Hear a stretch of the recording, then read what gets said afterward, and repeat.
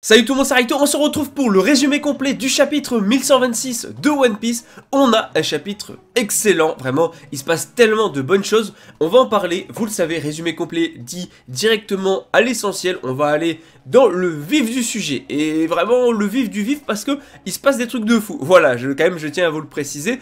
Donc n'hésitez pas à liker la vidéo si jamais elle vous plaît, comme d'habitude pour me soutenir.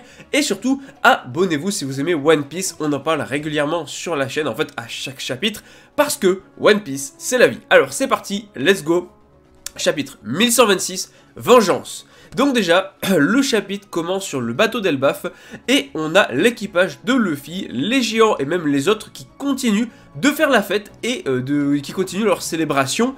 Et on a Oimo et Kashi qui expliquent qu'en fait, après ce qui s'est passé à Water 7 et Enies Lobby, donc il y a 2 ans, ils sont allés à Little Garden pour justement saluer Dory et Brogy, qui en fait continuaient leur combat, sauf qu'en fait ils ont trouvé en train de se battre, de se frapper, parce que leur arme justement avait été détruite après avoir utilisé leurs armes pour justement vaincre le mangeur d'îles. Je rappelle, c'est le gros poisson qu'ils ont vaincu pour permettre à Luffy et aux autres de s'échapper. Donc ils avaient utilisé leur arme pour le vaincre, et donc ils avaient plus d'armes pour combattre, mais ils avaient aidé Luffy et les autres. Ensuite, on a Nami qui va justement leur demander s'ils vont continuer leur combat, et en fait, on a Dory et Brogy qui y répondent absolument. Voilà, Nami qui n'en peut plus, Usopp qui est en mode « Nami, tu n'as rien appris de Little Garden », et Luffy qui est en mode « Tu lui diras Usopp, voilà, dis-lui Usopp, vas-y, dis bien les choses, dis bien les termes », et voilà, franchement, je trouve ça très sympa, et en même temps, un petit côté nostalgique pour Little Garden quand même, parce que, c'était il y a super longtemps maintenant.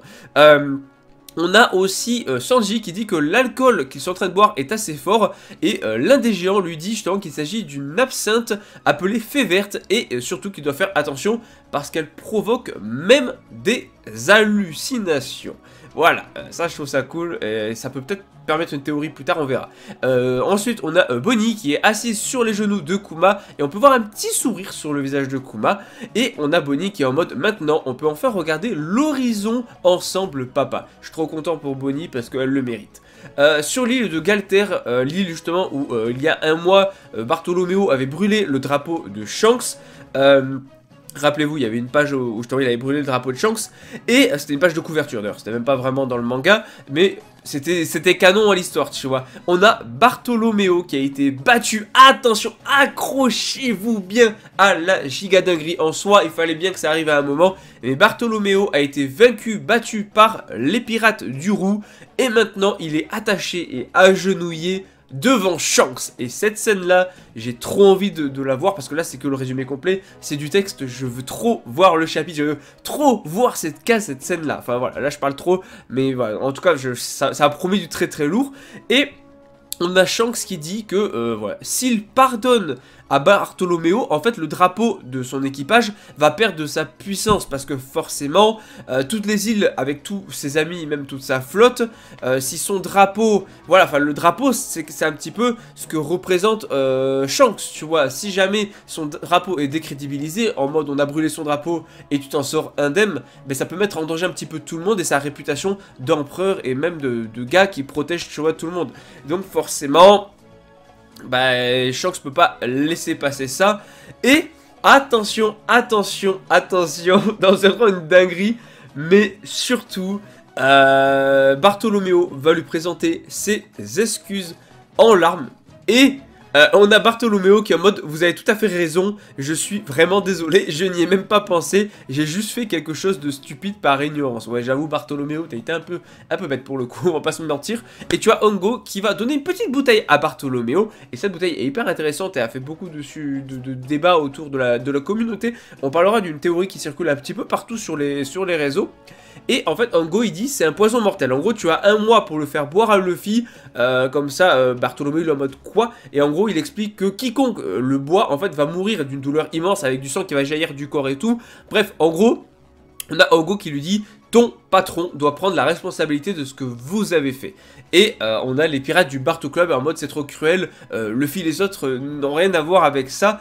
Et d'un coup Bartholoméo, oui le god qu'il pense être, Bartholoméo c'est vraiment le roi qu'il pense être, parce que il va attraper la bouteille avec sa bouche et il va boire lui-même la bouteille. Ça, c'est vraiment un bon. Tu peux tellement tout lui confier, tu peux tellement lui faire confiance. Vraiment, il est loyal à 10 milliards de pourcents. Bartholoméo, c'est un vrai roi. C'est un roi. On en reparlera dans la review de ça parce que je trouve ça très cool. Donc, on a les pirates du Bartho Club qui sont en mode non, patron, tu vas être couvert de sang, hein, tu vas mourir, tout ça. Bartholoméo qui fait en mode c'est comme ça devait se passer. Et Shanks et Beckman aussi qui observent la scène à côté de Hongo pendant que Bartholoméo parle en larmes. Il est en mode Luffy nous a pas donné plutôt son drapeau ou sa coupe de frère pour les porter. Nous les avons pris par nous-mêmes, donc ça n'a rien à voir avec Luffy. Je ne veux pas qu'une seule seconde du temps précieux de Luffy soit gaspillé pour des gens comme nous. C'est juste un autre incident d'une crapule qui défie bêtement un Yonko et qui en paie le prix. C'est loin d'être une nouvelle. Franchement, c'est excellent. Bartholoméo qui dit aussi qu'il voulait voir Luffy devenir le roi des pirates, mais qu'il ne le verra pas parce que c'est un idiot et qu'il a bu la bouteille. Sauf qu'en réalité, le contenu de la bouteille, c'était pas du tout du poison. Voilà. Et Shanks finalement les a laissés partir, même si on va voir qu'ils ne sont pas totalement partis. Mais j'ai très hâte de faire la review, très hâte de sortir la review. Parce que j'ai vraiment envie de parler de Bartholoméo, parce que c'est incroyable. Donc, on a le bateau de Bartholoméo qui s'en va, qui s'éloigne de l'île à toute vitesse. Forcément, ils viennent de fuir un empereur, quoi. Bartholoméo qui dit à Gambia qu'il pensait que Shanks était un homme terrifiant en raison de son statut de Yonko. Et il est en mode... voilà, il est en mode... Maintenant, j'ai découvert que finalement, Shanks est très naïf. Non, pas totalement non plus, mais... En tout cas, au même moment, on peut voir que Shanks sourit sur le Red Force avec Beckman qui justement s'approche pour parler à Shanks.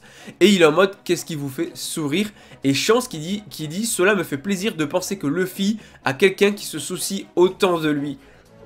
Mais c'est trop bien comme scène, vraiment on en parlera quand le chapitre sortira.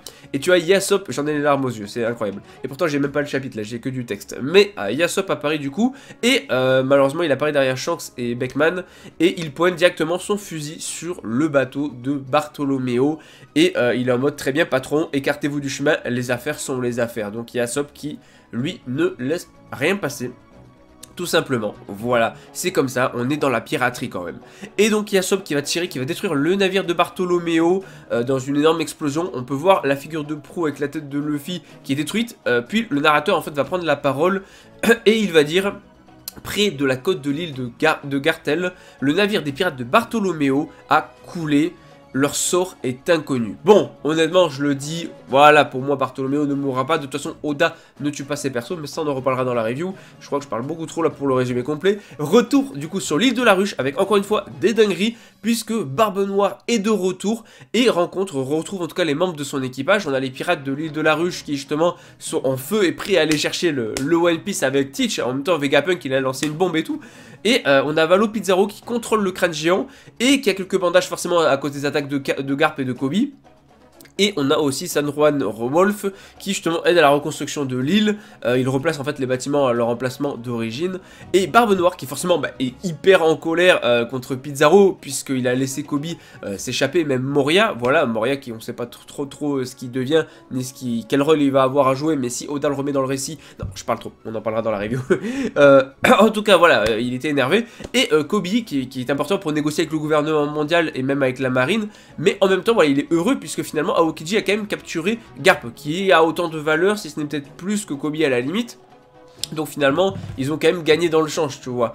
Et on a Teach qui est en mode Zehahaha, n'est-ce pas génial? Pizarro qui est en mode Nia, tu vois, Teach, la valeur a augmenté. Parce que oui, voilà, Garp c'est encore mieux, tu vois, que c'est encore mieux que Kobe. Sauf qu'en fait, Aokiji dit, pour être précis, j'avais l'intention de le tuer. Mais il a survécu, donc en fait Aokiji n'a pas réussi à tuer Garp. On pensait potentiellement qu'il était mort et tout, mais non, ce n'est pas forcément le cas, il a été juste capturé. Et Teach qui va le féliciter, qui va dire un travail bien fait. Kusan, je ne vois personne en fait d'autre qui aurait pu l'avoir, et c'est totalement vrai. Par contre, voilà, Kusan dit quand même que ça a été un petit peu galère. Ensuite, on voit Garp couvert de bandages qui est attaché avec du coup de nombreuses chaînes dans une cellule sombre. On a Pudding aussi qui est également présente, on savait qu'elle avait été capturée, et elle est forcée en fait de s'asseoir à côté de Barbe Noire pendant qu'il dit ouais on a attrapé la fille aux trois yeux. Et Barbe Noire appelle Lafitte. Lafitte observe du coup les mouvements de l'armée révolutionnaire qui justement coupe en fait l'approvisionnement de Marie-Joise. Donc c'est pour ça qu'on avait vu les dragons célestes qui réclamaient à manger, tu vois. Et on a Teach qui est en mode zehahaha, ne laissez pas tout ce plaisir te faire oublier la préparation. La fille qui est en mode feu, laisse-moi faire. Qu'est-ce qu'il entend par là? Quelle préparation? On verra ça dans la review. Et pendant ce temps, on a Caribou, oui, Katarina Devon et même Van Okur qui enfin arrivent sur l'île de la Ruche. Pizarro du coup va saisir le navire pour directement avec son bras géant les emmener au lieu de la réunion. Et coupure, on sait pas trop ce qui se passe de ce côté là, on n'a pas plus d'infos pour l'instant. Mais on repasse à une troisième dinguerie entre Shanks, Teach et maintenant ça, le narrateur qui parle.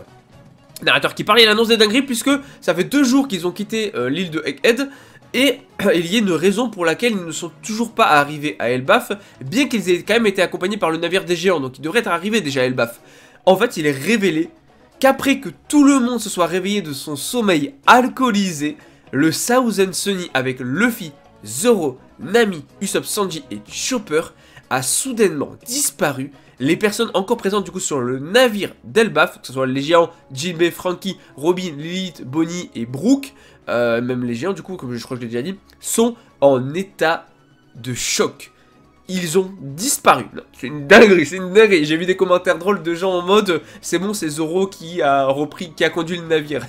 Et donc du coup ils sont perdus. En vrai c'était assez drôle, j'avoue c'était pas mal. Et Dory Broggy qui sont en mode il faut les retrouver. Et en plus on peut pas arriver, retourner à Elbaf dans cet état.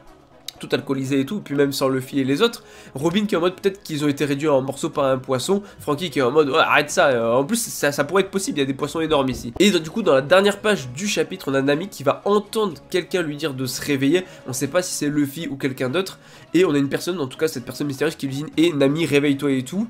Nami qui est en mode ouais, je crois que j'ai trop bu. Et là du coup quand Nami se réveille elle se retrouve dans une seule, enfin toute seule en fait dans une immense pièce faite de Lego. Voilà, de pièces de Lego. Déjà qu'est-ce qui est en train de se passer on sait pas trop.